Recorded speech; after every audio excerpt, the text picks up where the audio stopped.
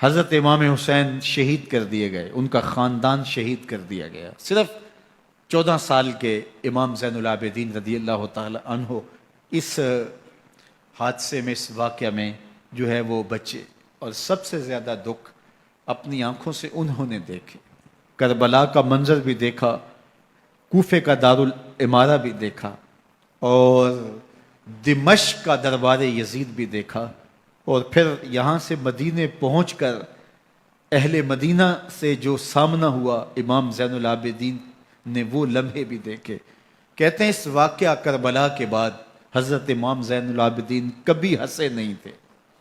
جب بھی پانی پینے لگتے تو رو پڑتے، انہیں شاید سکینہ کی پیاس یاد آ جاتی تھی۔ امام زین العابدین کا رنگ زرد ہو جاتا جب کربلا کی یاد آتی، اور بسا اوقات شہر سے وحشت ہونے لگتی اور دور باہر نکل جاتے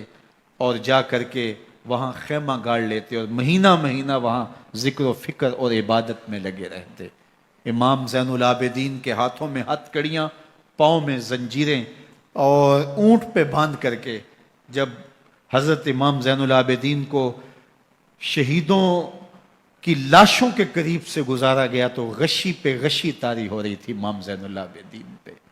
اور وہ گھڑیاں بھی امام زین العابدین پر کتنی دردناک تھیں کہ جب شہزادیاں اونٹوں کے ساتھ باندھی گئی تھیں اور امام زین العابدین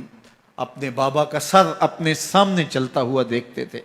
اور یہ دردناک لمحے کہ جب رات کی گھڑی آئی تو زینب سلام اللہ علیہ نے دیکھا کہ زین العابدین کے آنسو نہیں تھمتے اور ان کو غشی پہ غشی آتی ہے، تو وہ آگے بڑھ کے ان کو اپنی آغوش میں سمیٹتی ہیں اور کہا زین العابدین کیا ہوا؟ کہا کہ پھپھو جان اگر ہو سکے تو بابا کا سر کچھ دیر کے لیے میری گود میں نہیں آ سکتا ہے۔